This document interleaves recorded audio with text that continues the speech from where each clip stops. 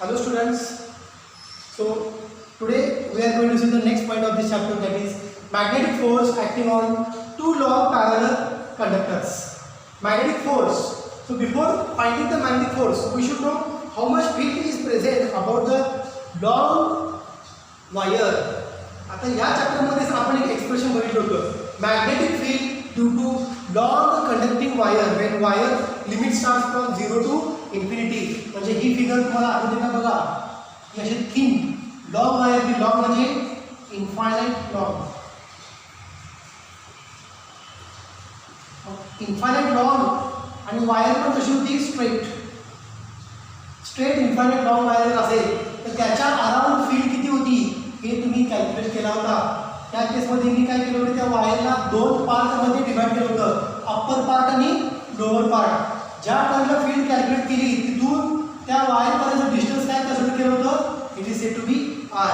पण अप्पर पार्टला फील्ड किती कॅल्क्युलेट केली होती आपण, it is mu 0 I upon 4 pi r. तुम्ही हे बघू शकता, magnetic field due to long straight conducting wire, long straight infinity wire ज्याचे लिमिट्स होते 0 टू इन्फिनिटी. तर त्या पॉईंट पासून अप्पर हाफला फील्ड किती कॅल्क्युलेट केली होती, b is equal to mu 0 I upon 4 pi r. त्या पॉईंट पासून लोअर हाफ साठी फील्ड किती कॅल्क्युलेट केली होती, it is b is equal to mu 0 I upon 4 pi r. Lower पोर्शनला इतकी फील्ड कॅल्क्युलेट केली होती, अप्पर पोर्शनला एवढी फाइंड केली होती, तर पूर्ण वायरची किती असणार फील्ड, पूर्ण वायरची किती असणार field, upper half plus lower half, mu 0 I upon 4 pi r plus mu 0 I upon 4 pi r. Expression तुम्हाला आठवते का बघा, you can see the last video or the last video of this calculation for the magnetic field. Point P around the wire is said to be straight infinity long wire or straight infinite long wire. long चा अर्थ काय, ती कुठेतरी इन्फिनिटीला end होणार, म्हणजे 0 पासून start झाली आणि इन्फिनिटीला एंड झाली, तर त्याच्या बाजूला त्याच्या अराउंड किती मॅग्नेटिक फील्ड आहे ते आपण फाइंड आउट केलं होतं. दोन फॉर्म मध्ये कॅल्क्युलेट केलं होतं. पॉइंट पासून अप्पर हाफला एवढी फील्ड बघितली होती, पॉइंट पासून लोअर पार्टला एवढी फील्ड बघितली होती, तर त्या पूर्ण स्ट्रेट वायरसाठी टोटल फील्ड किती कॅल्क्युलेट केली होती, b is equal to mu 0 I upon 4 by r plus mu 0 I upon 4 by r. Upper half field plus lower half field, total field for the long straight wire is mu 0 I upon 2 pi r. हे equation आपण derive केलं होतं, त्यामुळे हे equation लक्षात ठेवा, ते equation आपल्याला या ठिकाणी आता लागणार आहे. So I can write here magnetic field about long straight wire it is mu 0 I upon 2 pi r. r म्हणजे काय, फील्डचं त्या कंडक्टर पासूनचं distance. So keep in mind first equation this b is equal to mu 0 I upon 2 pi r. Now we start this point.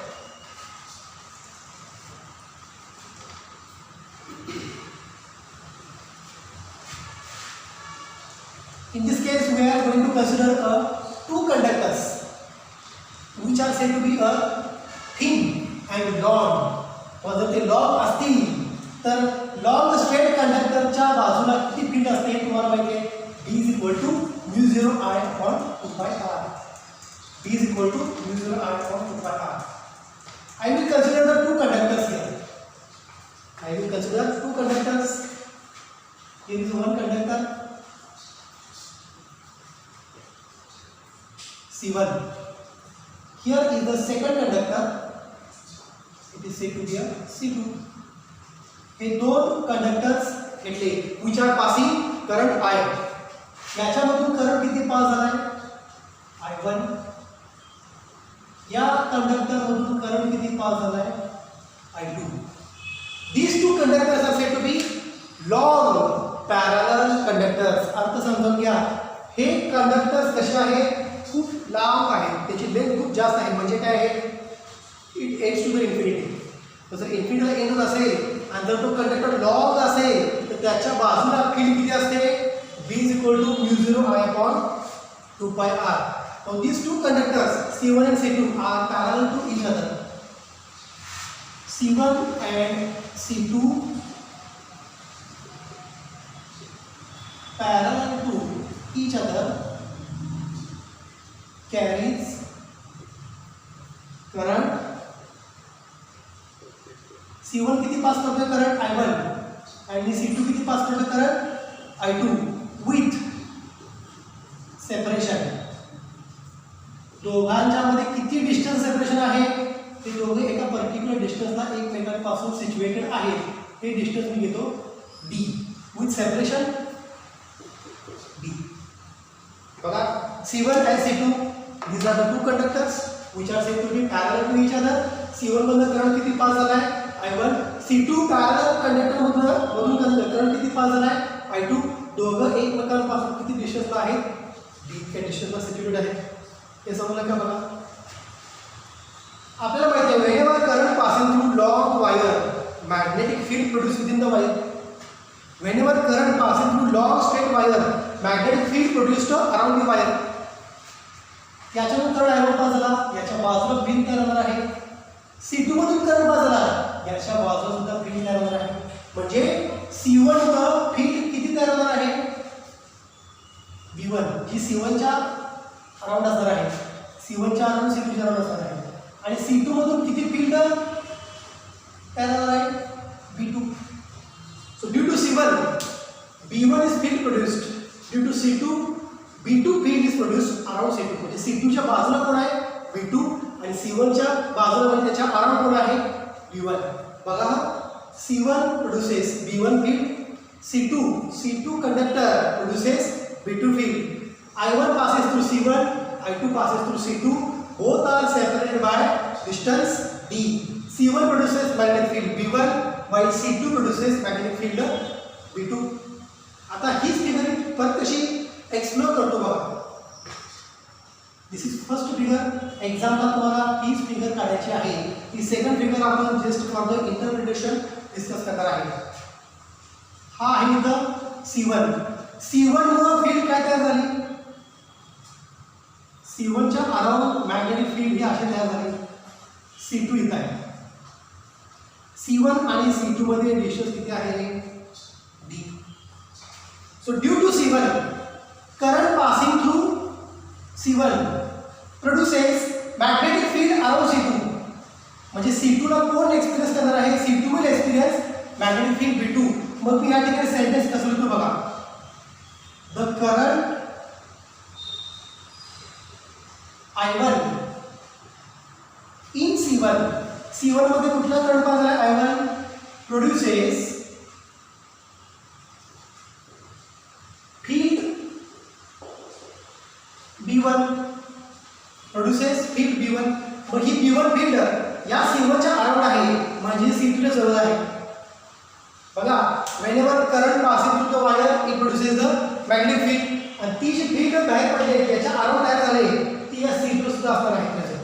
So that magnetic field B1 which is present around C2. मग मी या ठिकाणी एक sentence कसं लिहितो बघा. पहिला sentence the field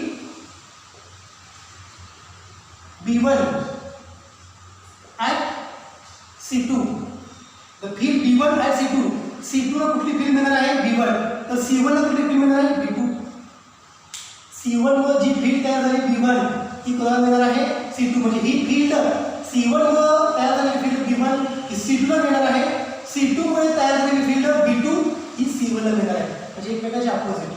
C1 ची B1 field मिळाली C2 ला आणि C2 मध्ये तयार झालेली फील्ड B2 ही कोणाला मिळाली C1 ला. तिथेच म्हणतात the field B1 at C2 is.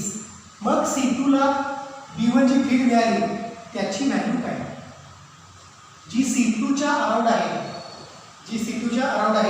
B1 is equal to ही कुणामध्ये तयार झाली B1 I1 इतका करंट पास झाला म्हणून μ0 I1 upon 2 pi D.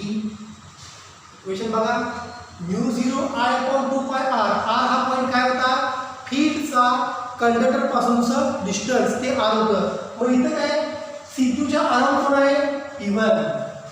C2 च्या अराउंड कोण आहे B1 याच्या अराउंड आणि C1 च्या अराउंड कोण आहे B2. The field B1 at C2 B1 is कोणामुळे तयार झाली फील्ड B1 फील्ड कोणामुळे तयार झाली it is produced due to I1 current passes through C1. म्हणून मी म्हणले बघा the field B1 which is produced due to C1 at C2 जी तयार झाली B1 ती C2 ला किती असणार आहे C2 च्या अराउंड किती आहे μ0 I1 upon 2 pi d μ0 I1 upon 2 pi d. बघा समजते का एका कंडक्टरमुळे तयार झालेली फील्ड हे दोन कंडक्टर्स आहेत C1 C2 C1 मुळे काय तयार झाली field B1 okay which is around C2 मुळे तयार झालेली field B2 which is around C1 म्हणजे याच्यामुळे तयार झालेली फील्ड याला मिळणार याच्यामुळे तयार झालेली फील्ड याला मिळणार आहे म्हणजे दोघांच्या फील्ड एकमेकांना ट्रान्सफर झाली. याची फील्ड C1 ची फील्ड B1 C2 ला मिळाली C2 ची फील्ड B2 C1 ला मिळाली. मग C1 मुळे C2 वरती किती फील्ड तयार झाली B1 is μ0 I1 upon 2 pi d. d म्हणजे काय त्या फील्डचं डिस्टन्स C1 पासून किती आहे d. त्या फील्डचं B1चं डिस्टन्स C1 पासून किती आहे d म्हणून μ0 I upon 2 pi r मी कसा लिहिला μ0 I1 upon 2 pi d. तुम्ही म्हणत असेल तर I1 का लिहिलं मी I1 लिहिणार कारण B1 कशामुळे तयार झाला आहे field produced due to current passing I1 through C1 field produced due to current passing I1 through C1 म्हणून मी इथे लिहिलं B1 is equal to μ0 I1 upon 2 pi d. Therefore now the magnetic force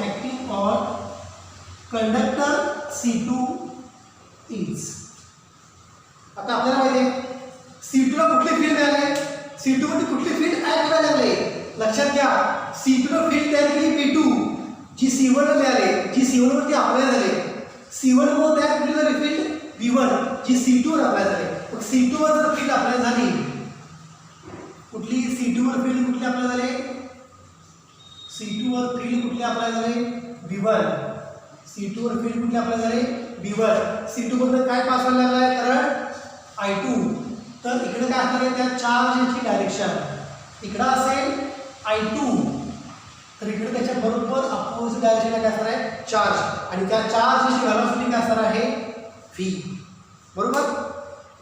field आणि q बघा field अशी apply झाले charge कसा झालाय अशा व्हेलॉसिटी झाली म्हणजे velocity of the charge and applied field both are perpendicular to each other बरोबर आहे का.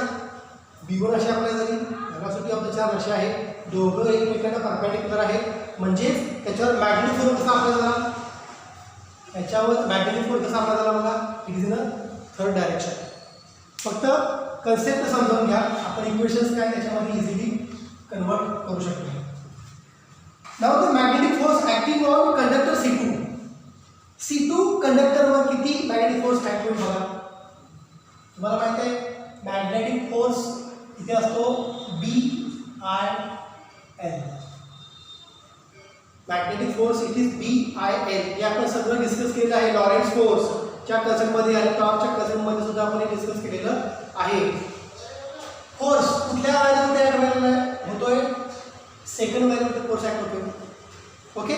Force acting on second wire due to what field B1 acting on second wire म्हणजे B1 ऍक्ट झाले सेकंड वायरमध्ये okay. Second वायरमध्ये current किती pass झालाय I2 बघा की रे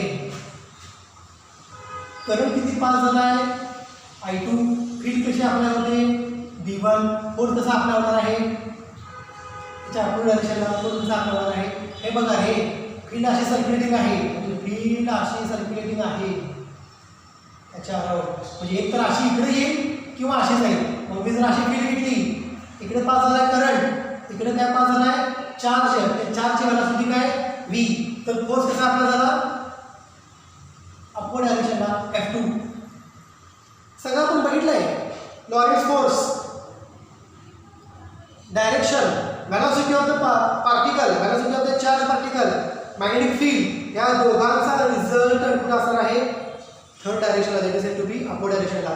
मग इकडे चार्जची वेलोसिटी आहे, इकडे फील्ड अप्लाय झाली त्याच्यावर परपेंडिक्युलर, म्हणजे फोर्स कसा असणार आहे F2. मग हा F2 फोर्स कुणावरती कॉइल C2 वरती किती अप्लाय झाला BIL.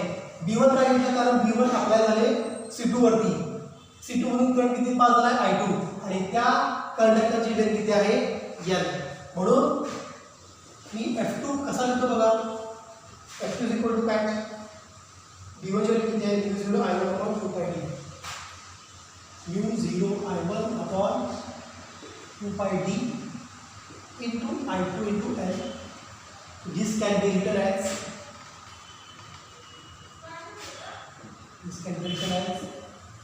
μ0 I1 I2 upon 2πd into L. इतका फोर्स आपल्याला μ0 I1 I2 upon 2πd into L इतका मॅग्नेटिक फोर्स अप्लाय झाला. हा मॅग्नेटिक फोर्स कसा असणार आहे, इट इज वर्टिकली अपवर्ड्स. म्हणजे F2 कुठल्या दिशेने आहे टुवर्ड्स C1, F2 कुठल्या दिशेने आहे टुवर्ड्स C1. हे झालं F2 आणि B1 साठी. आता काय करायचं बघा, ही एक केस झाली. सेकंड केस, C2 मधून किती करंट पास झाला I2, याच्यावर किती फील्ड झाली B2, ती B2 कोणाला मिळाली, it is given to C1. I2 मुळे तयार झालेली फील्ड, I2 मुळे तयार झालेली फील्ड B2 ही कोणाला मिळायला लागले C1. मग B2 फील्ड कंडक्टर C1 च्या जवळ किती असणार आहे त्याला बघायचं. जसं B1 दिलं तसंच त्याला जातं B2. Now this is the first, this is the second केस.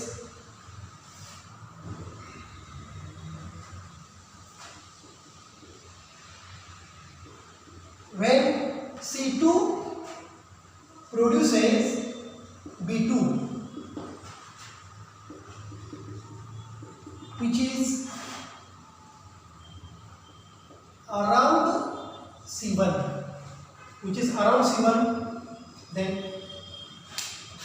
किती मॅग्नेटिक फील्ड B2 प्रेझेंट आहे अराउंड C1 च्या अराउंड मॅग्नेटिक फील्ड किती आहे बघा B2 is equal to per formula काय μ0 I upon 2πd. इथे मी I आणि घ्यायचं लक्षात घ्यायचं. B2 कुणामुळे मिळाली due to I2 passing through C2 मधून I2 पास झाला म्हणून B2 मिळाला. म्हणून B2 ची व्हॅल्यू काय झाली μ0 I2 upon 2πd. हा कुणाला द्यायला लागलाय गिवन टू C1. हा C1 ला दिला, C1 ला B2 ची फील्ड दिली कोणाकडून C2 कडून. ओके, मग बघा therefore now magnetic force acting on wire C1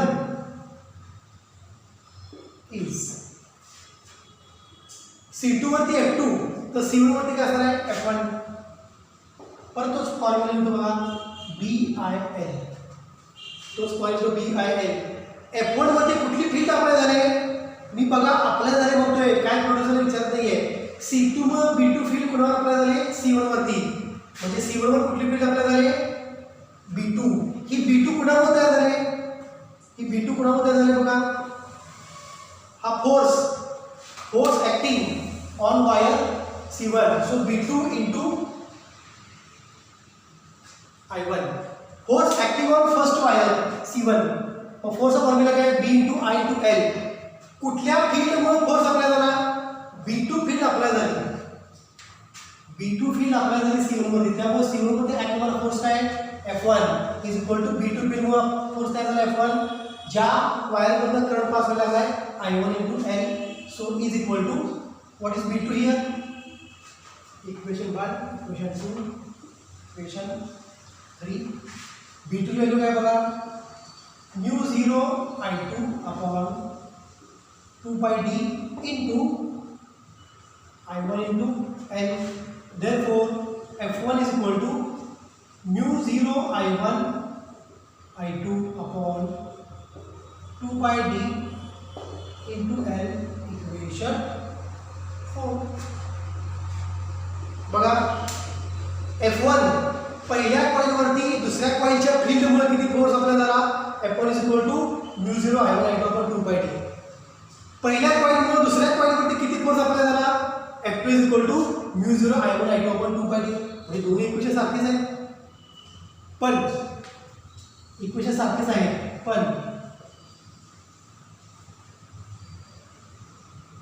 B1 इतक्या फील्डमुळं C2 इतक्या कॉइलवरती फोर्स किती अप्लाय झाला, F2.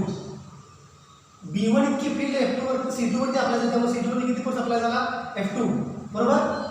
C2 ची फील्ड B2 ती कुणावर अप्लाय झाली, C1 वरती.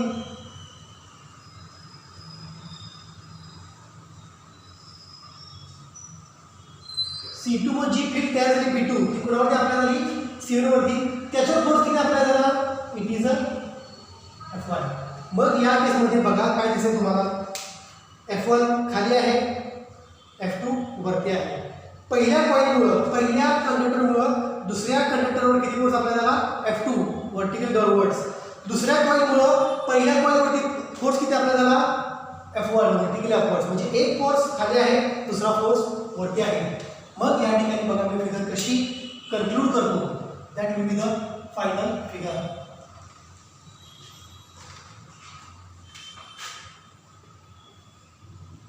C1 C2 okay. C1 वरती अप्लाय झाला फोर्स F1, तर C2 वरती अप्लाय झाला फोर्स F2. सो बघा दोन्ही फोर्स काय एकमेकांच्या ऑपोजिट आहेत, म्हणजे ते फोर्स कसे आहेत, they are said to be attractive forces. They are said to be attractive forces. Attractive का, करंट सेम पास झाला आहे, इथं I2 आणि इथं I1. म्हणजे जर कंडक्टर मधून करंट पॅरलल पास होत असतील तर त्या दोन पॅरलल वायरमध्ये फोर्स कसा असतो, अट्रॅक्टिव्ह. त्यामुळे बघा इक्वेशन काय आहे, हे सगळे इक्वेशन काय असतात बघा. Magnetic force on two long parallel wires are attractive, are said to be attractive. कधी अट्रॅक्टिव्ह असणार आहे, जर कॉइलमधनं पास होणारा करंट हा एकमेकांना पॅरलल असेल तर कॉइलमध्ये असणारे फोर्स मॅग्नेटिक फोर्स एकमेकांना कसे आहेत, अपोजिट. हा याला अट्रॅक्ट करतोय, हा त्याला अट्रॅक्ट करतोय. म्हणजे दोन्ही कॉइल एकमेकांना काय करतात, दोन्ही फोर्सेस काय try to attract the coils. म्हणजे दोघांमध्ये असणारा फोर्स कसा आहे, अट्रॅक्टिव्ह फोर्स. हा फोर्स अट्रॅक्टिव्ह कधी असणार आहे, ज्या वेळेला कॉइलमधून पास होणारा करंट हा पॅरलल असेल तर. मग याच्यावर आपण असं कन्क्लूड करू शकतो, whenever current passing through the conductors, which conductors are said to be parallel to each other, but current are said to be parallel. Current are said to be parallel. Force act between the two conductors are always attractive. Same direction of current, forces attractive. जर opposite असेल तर एक असा चाललाय दुसरा असा असेल, then forces are said to be repulsive. बघा direction of current is same, forces are attractive. एक इकडे जातोय दुसरा बरोबर अपोजिटला जातोय. म्हणजे काय, there is a force of attraction between the two conductors.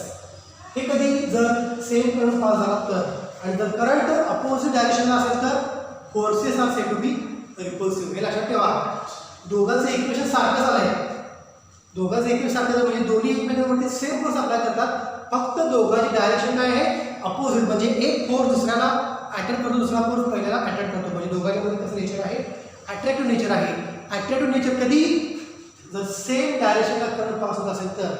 आणि जर डायरेक्शन अपोजिट असेल, म्हणजे हा जर असा पास झाला I1 आणि I2 जर असा उलटा पास झाला, म्हणजे दोघे एकमेकांच्या अपोजिट चालले, मग फोर्सेस कसे असणार आहेत, they are repulsive, not attractive.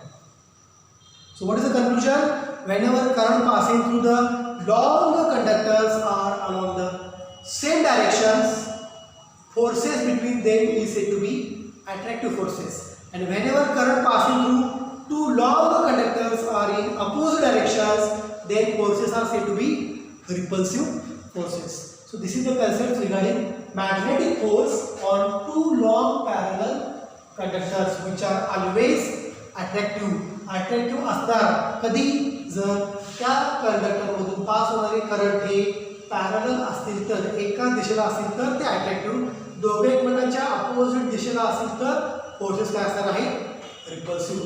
That is our point of conclusion. Okay, so this is the end of this point. In the next lecture we will discuss the concepts regarding the cyclotron motion and working of the cyclotron, that is for the particle acceleration. ठीक है, we'll stop here. Thank you.